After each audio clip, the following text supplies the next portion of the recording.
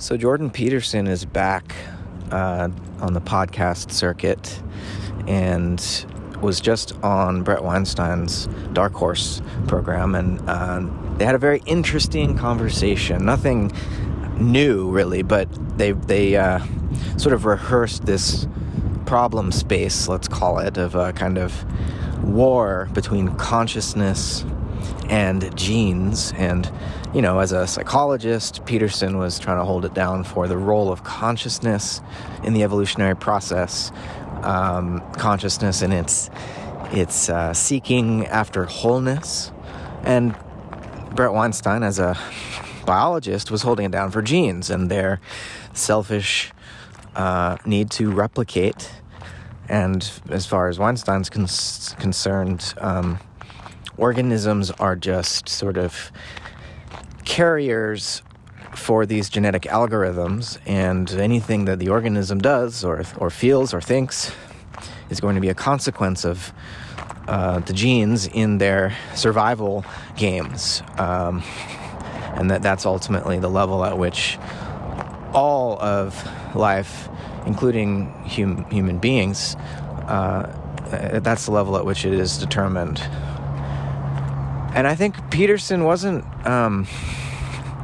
forceful enough, I think, in his attempt to sort of stave off this reductionist view.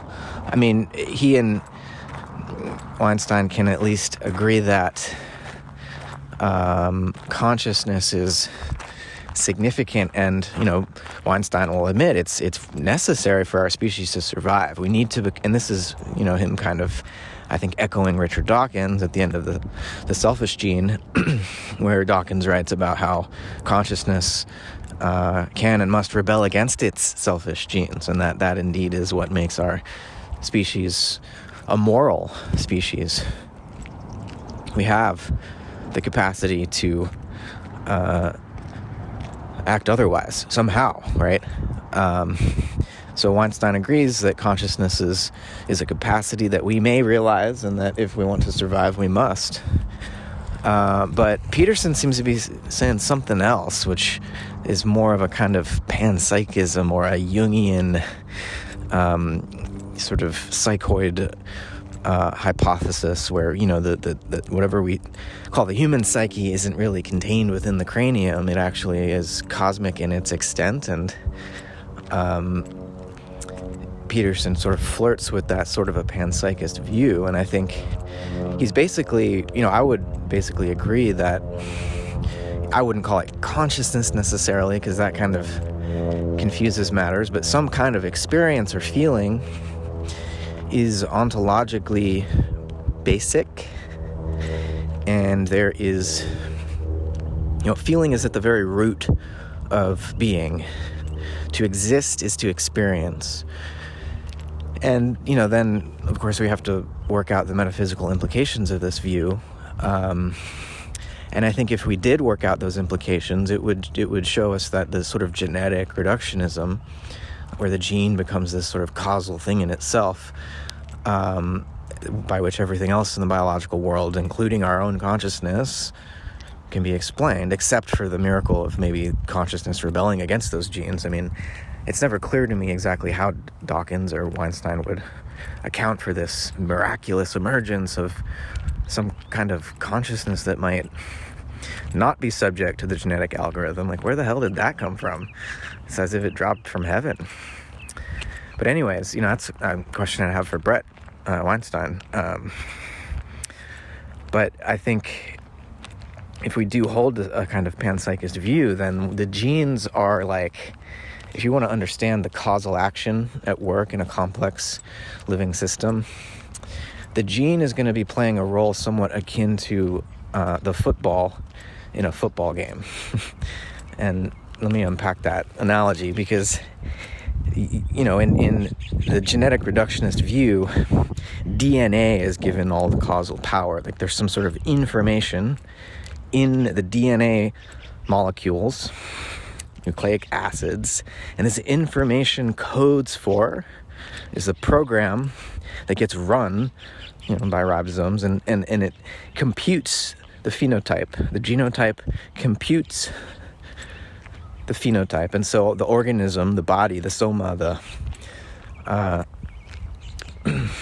the living cell or animal or plant is just a sort of program that has been run, but everything was implicit in the code, in the DNA. And the problem with this view is, of course, that for any of this work to get done, for any of this information to get interpreted, it needs to be in the context, it needs to find itself in the context of a living cell, in the intracellular matrix, which is populated by proteins, which are complexly folded. I mean, they're little organisms in themselves. And when you watch these, when we have animations of what this molecular level of the physical world might look like if we could sort of slow down time and shrink to that level. And, they look pretty animate. So the proteins, in my analogy, are akin to the football players, right? And the genes are kind of being tossed around by these proteins. And rather than thinking of the gene as the efficient cause, you have to see the living cell as a whole. And as soon as you move towards that level of analysis, then you have to also situate the cell in its environment, right? And so what evolves ultimately? Weinstein says just the genes. It's the genes that are doing the evolving. Other biologists might want to say, well, no, it's the whole organism. But then ultimately, I think we have to see the organism and its environment as the unit of evolution. In other words, the whole cosmos is the primary evolutionary process. And life and human consciousness has never been separate from that larger cosmic unfolding, and whatever we are capable of doing here and now as the complex species, language used species that we are, it must be continuous with the rest of that cosmic process. And so the genes are not the causal agent here. There are different agencies at play which are not quite so dumb. Thankfully, that's the good news. The bad news is that there are beings everywhere. And you can describe these beings as algorithms if you want, but I think that's to use a hip, tech term that is popular now, but that when the next emergent stage of technological advance takes hold, a better metaphor will emerge, and we won't talk in terms of algorithm anymore.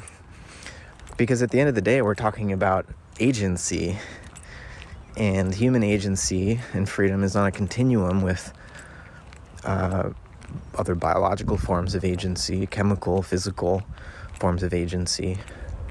And then, there's also social forms of agency, and I think once you start to recognize that reality is a hyperdimensional manifold, and that ecology is the ecosystem of the universe is far vaster than our physical senses may first make it appear.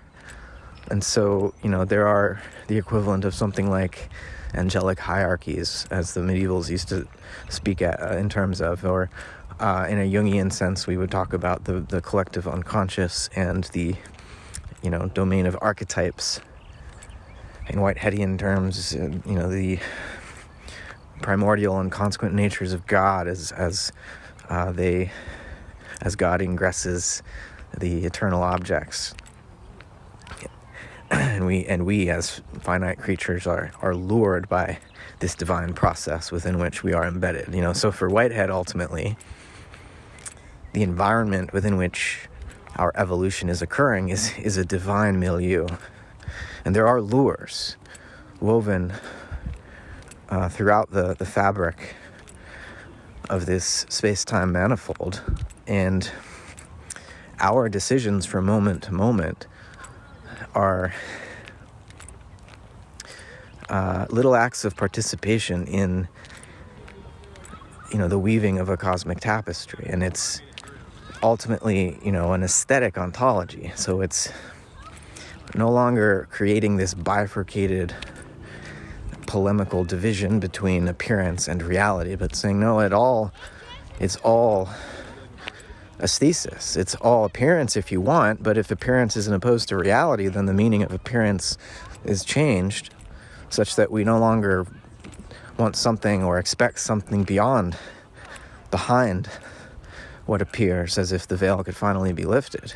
And we see that veiling and unveiling is just the process by which reality continually, eternally comes to be. So I'm with Peterson on the panpsychism thing, as I hear him, and I'm also... Okay, so now we can turn to the political aspect of this, because they started talking about group selection versus lineage selection, and, Weinstein definitely, as a gene-centric biologist, is going to, do everything he can to deny the causal efficacy of any kind of group selection. Everything must ultimately be selected for at the level of the gene, because it's kind of like biological nominalism almost. There are no general forms that can be selected in Weinstein's gene-centric understanding of biology.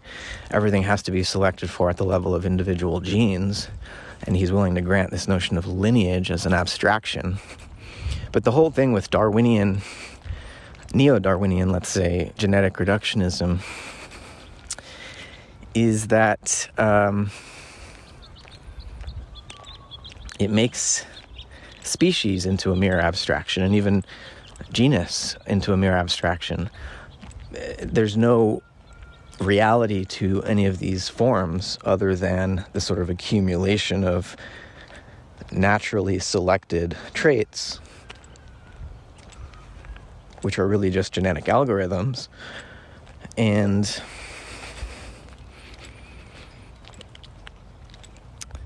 the form is merely incidental, right, or accidental. There's no teleology at work here. And I think it's certainly important to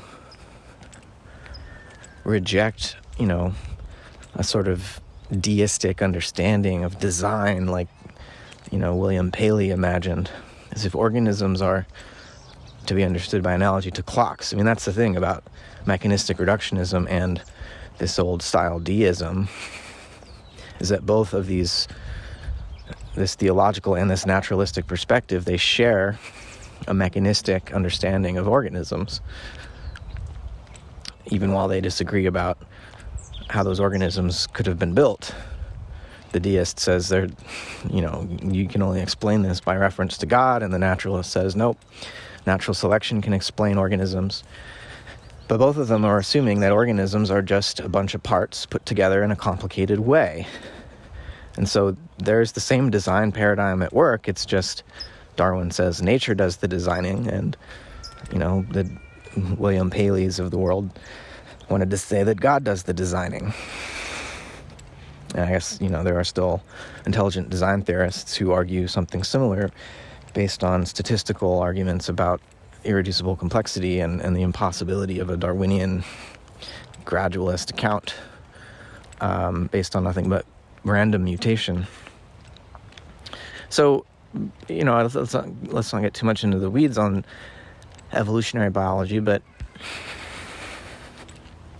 I think it's important to recognize that a shift into a more panpsychist way of understanding the universe allows us to see teleology and purpose and design not as something imposed from the outside, but as something that grows from within as a result of lots of evolutionary experimentation. But when an organism experiments and learns, it's not... It's certainly all transpiring on, with a certain, genetic substrate in play, but there's a kind of learning which takes place that is shared among the living organisms of a particular species. and among organisms in an ecology as they co-evolve. And this learning is unfolding, at the level of the whole organism in its community. And that's inherited, but not as a gene necessarily, right? And it could, in fact, these larger patterns of inheritance of what we would call culture, but here I'm not limiting culture just to humans. Any organism is going to express itself and display behaviors, and in transacting with an environment of other organisms, it's going to learn things, and that learning is kept alive so long as life continues, right? And it's going to be, yes, affecting the genes and affecting metabolism and affecting what gets transmitted physically, but it's a two-way street here, right? And the kind of effect that organismal learning has is not going to be sort of linear, and we could always try in a sort of ad hoc way to explain all of that just by reference to genes, turning our backs on the complexity and causal efficacy of the whole organism in its social and environmental context. But you have to ignore a lot of what's going on, I think, to find that gene-centric explanation convincing. It's part of what's going on. Obviously, the genome is important, but if you look at origins of life research, where we first need to know what we mean by life in order to understand how it originated, and we know for sure that life didn't originate with DNA or even RNA necessarily, that these are very complex processes that came a little bit later, and that life itself emerged on a different chemical substrate that, people like Bruce Damer and his colleagues, David Deamer and others, are working on, where life emerges not by competition among individuals or lineages, with not because of genes. There's no genes in sight at the origins of life. There's just there are amino acids and enzymes and proteins, and these ingredients rain down from space onto the early Earth, right, into these shallow pools of fresh water that Bruce Damer and David Deamer imagine were on these volcanic islands, roughly 4 billion years ago. And the chemistry of life sort of booted up there in these geyser-fed freshwater ponds that would run through cycles of drying as the water evaporated, and then they'd get wet again when the tides or geysers would come up. And the process by which life originated had way more to do with a kind of networking process and a sharing of, autocatalytic sets, of chemical pathways to make interesting stuff happen that, it turned out to be adaptive in some way, and so was preserved. And out of this, eventually you get the DNA, RNA and DNA molecules as, elaborations. What's up, guys? But that wasn't there at the start, and so it's not necessarily essential to what life is. So I think we have to be careful with this big abstraction, the gene. I have a lot of questions about to what extent that's even adequate within biology broadly construed, and just, in terms of some of the theoretical biology that I'm familiar with, it just seems like very short-sighted in the metaphysical assumptions it's making are no longer valid. And we don't even have to go all the way to panpsychism to recognize that. We just have to deal with, quantum electrodynamics and an understanding of niche construction and, within biology.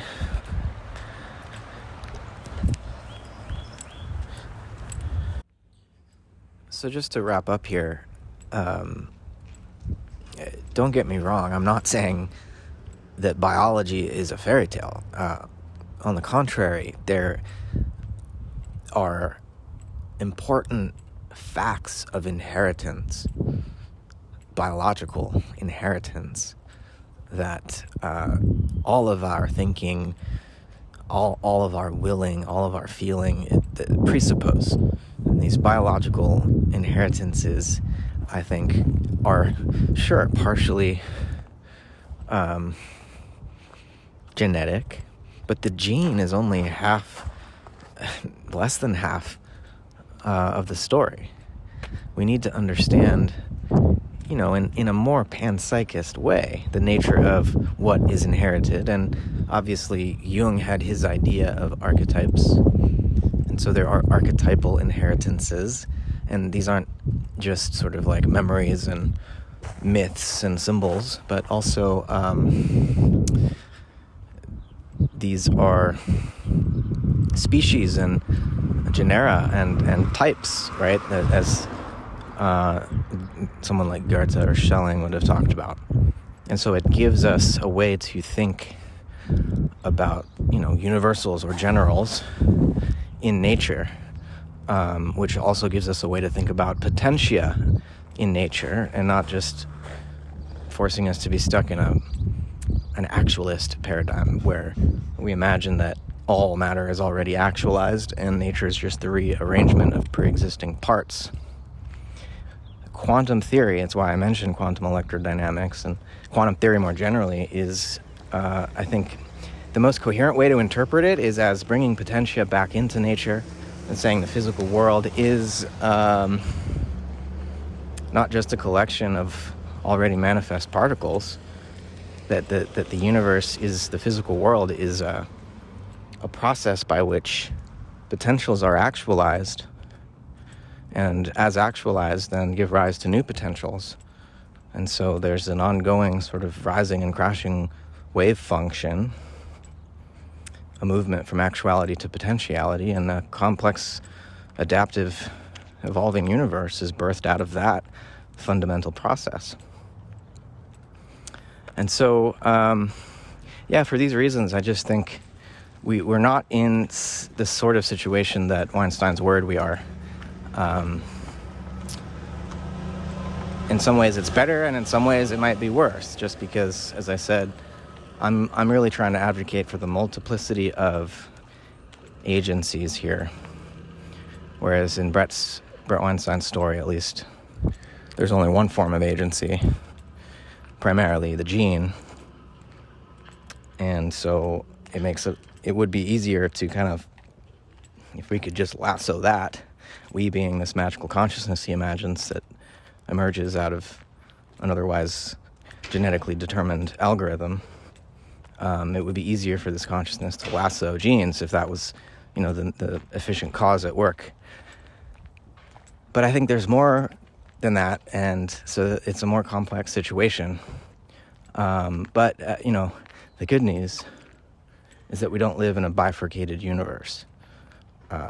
Human meaning, human religion, culture, art, human science actually taps into cosmic realities and gives conscious expression to them. And I think that's in terms of motivating fulfilling human lives and motivating the elaboration of sustainable, just human societies, I think a vision like this, with this sort of a continuity, right, between mind and nature, I think it's got the potential to help pull us in a better direction. So, food for thought. Thanks for your attention.